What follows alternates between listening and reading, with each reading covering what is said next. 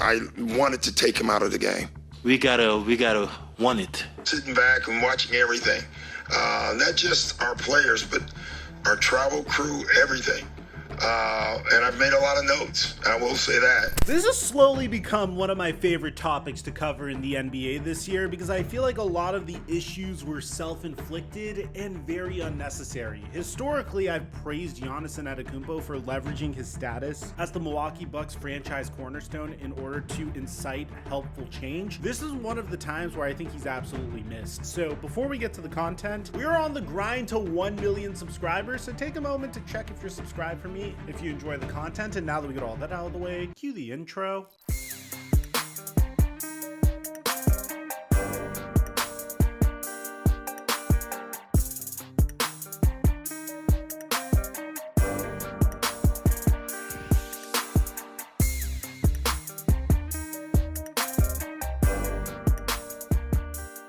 Over the past few days, we've been dominating on Prize Picks. We've been hitting an NBA, MLB, and we're on a hot streak, making a ton of money while having a lot of fun while doing it. I post my picks for free on Instagram, so you can literally just go copy my picks and just enjoy the game. And right now, Prize Picks will double your deposit match when you use my promo code TheFlightMike when you sign up. Or you can just click on the link in the description down below and sign up for Prize Picks. And thank you, Prize Picks, for the sponsor. Mic check 1 2 1 2. What's going on, everybody? 1 year ago, Giannis Antetokounmpo was indirectly making threats to the Milwaukee Bucks, refusing to commit to the organization for the foreseeable future, even saying that he could see himself winning a championship elsewhere. And this is an example of Giannis Antetokounmpo leveraging his status with the Milwaukee Bucks organization in order to incite helpful change to hopefully win a championship. Giannis was praised for doing this. Whenever LeBron James does it, they call him Le GM, and rightfully so. Some of his general manager decisions miss. When James Harden consistently switches teams, he's called toxic. But in the case of Giannis Antetokounmpo, he's leveraged his standing to create helpful change within the organization. The last time he did this, the Milwaukee Bucks traded for Drew Holiday. Giannis Antetokounmpo extends with the Bucks, and next thing you know, they win a championship.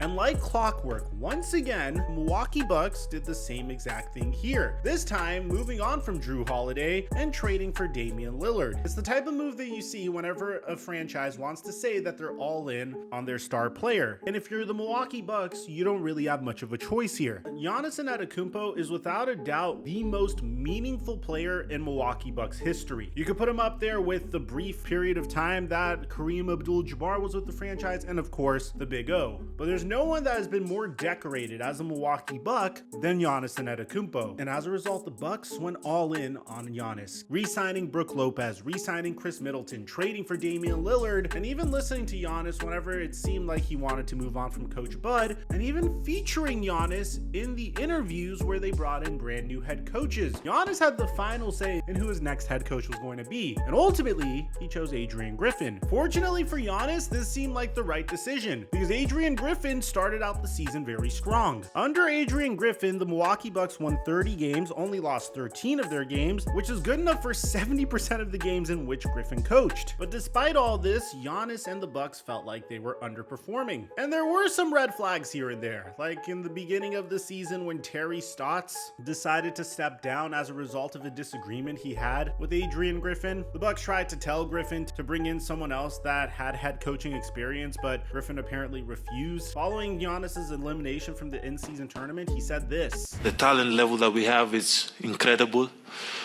but we have to be more organized.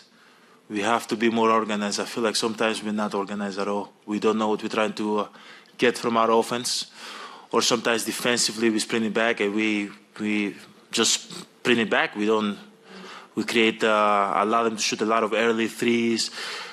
Sprint back to our man. Like at the end of the day, you got to protect the ball. Like you have to know where the ball is. We have a lot of situations today that they got a lot of dunks, open threes, early threes. We have to be better. And the other thing is that obviously our chemistry, game by game, we're going to keep on getting closer together because we have new players on the team, Malik and Dame, which we've played a lot of years in the previous years with the same basically core.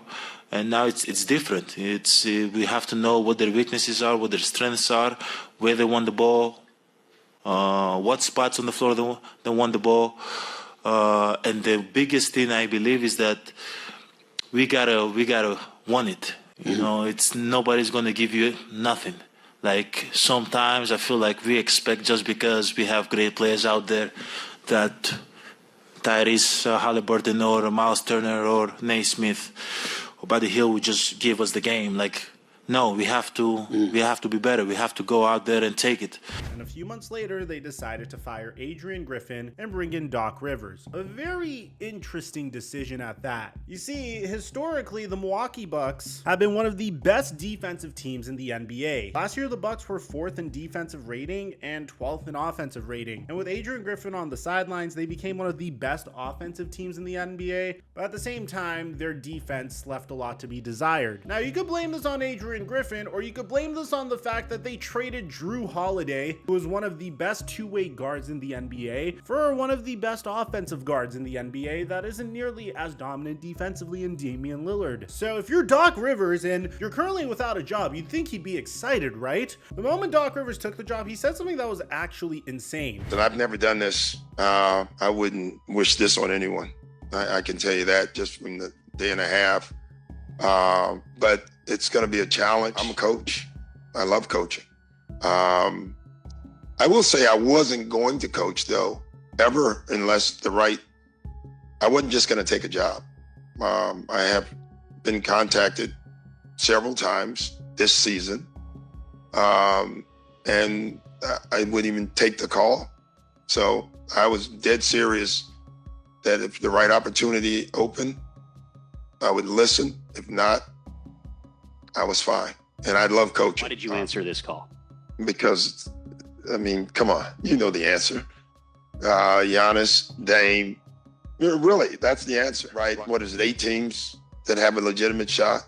And I don't know if it's that high, but the Bucks are one of them, right? Can you imagine being a head coach that is very respected in the league, being out of a job for a year, and then all of a sudden you're being told that you need to coach the top team in the East, and then you immediately say, damn, I wouldn't wish this on anyone. And this is something Doc Rivers was doing consistently throughout his tenure with the Milwaukee Bucks. I told our owners when they called, I said, I think I don't understand why you're doing this. We want you. And so that was a tough one.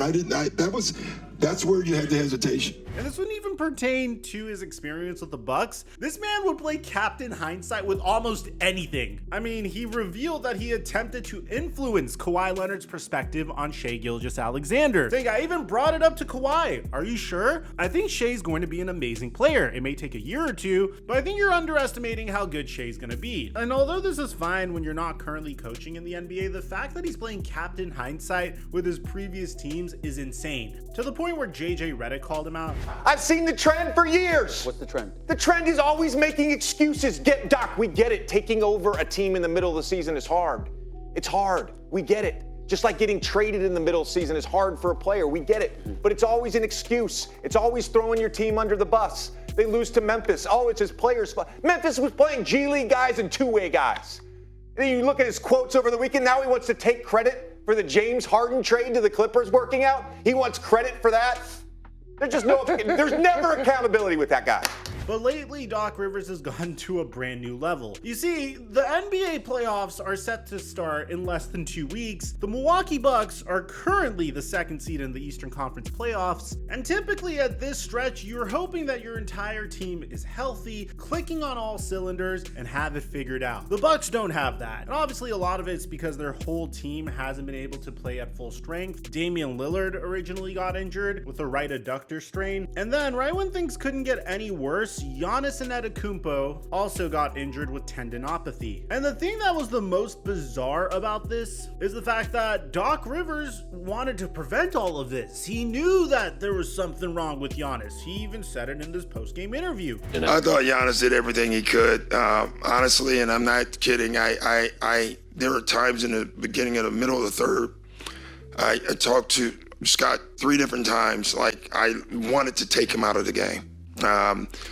I thought he was running on fumes. As a coach, you got to make a judgment call sometimes, and medical makes the call more. They kept saying he's okay, but I have eyes, and I just didn't like the way he was moving. And yeah, that's why I took him out the one time early. He kept asking to go back in. The trainer said he's fine, so he kind of stuck there. But I wish I'd have just said no, honestly. Oh man, if only Doc Rivers decided not to listen to the medical staff and trust his gut, because his gut seems to be right 100% of the time. It's gotten to a brand new level of just pointing the blame finger at everyone else but him, and it's truly amazing to sit back and watch Doc Rivers do this literally on a nightly basis. I mean, before their matchup against the Toronto Raptors, the Bucks are currently on a 2-game losing streak against teams that they were favored to defeat by double digits. And a few nights ago, when Doc Rivers was asked what the problem is, he didn't even blame his own team this time. He blamed the f***ing travel crew. I'm serious. Look at this. Funny, I've actually been sitting back and watching everything. Not just our players, but our travel crew, everything. And I've made a lot of notes. I will say that. I won't share that. But we don't bring the necessary professionalism, seriousness on the road. And that's something that we can fix. That's something we're going to have to fix. Do you feel like that just gets cleaned up in the playoffs? Like, have you seen that in the past? Yeah, I'm not concerned. Yeah, the playoffs are a new beast, but I'm looking at it for the long run, too. I mean, it's not just for now. Like, we got to be a better road team. The fact that this man was commentating over basketball games and comes off as one of the least media-trained coaches in the NBA is insane. I mean, this is a guy that threw Ben Simmons under the bus after one of Ben Simmons' worst games as a Sixer, and you can really blame Doc Rivers for the reason why Ben Simmons decided to leave the Sixers after that. But throwing your travel crew under the bus is one of the most insane things I think I've ever seen a head coach attempt, and here's Doc Rivers attempting it. The Bucks haven't really been the greatest on the road this year. They're 18-20 on the road this season. They're 7-11 on the road under Doc before this clip even aired. And if you take a look at the teams that historically win the NBA Finals, they usually are pretty good on the road, particularly when it comes to the playoffs. So if you're a Bucks fan, I mean this from the bottom of my heart, I really hope you guys get a different travel crew, whatever the hell that's supposed to mean. I don't understand how this travel crew has anything to do with Giannis Antetokounmpo getting injured at probably the worst possible time to get injured, or the fact that Doc Rivers, who is supposed to be the head coach that elevates this team and is a veteran head coach, is consistently grabbing headlines for throwing everyone around him under the bus. I would just like to hear Doc Rivers for once in his life say, Hey, this is on me. I got to be better as a head coach. As a matter of fact, if he said that at every single press conference, I feel like his life would be a lot easier. So let me know in the comment section down below what you guys think about all this, man. Aside from that, I'm your boy Mike. I'm dropping our mic until our next upload.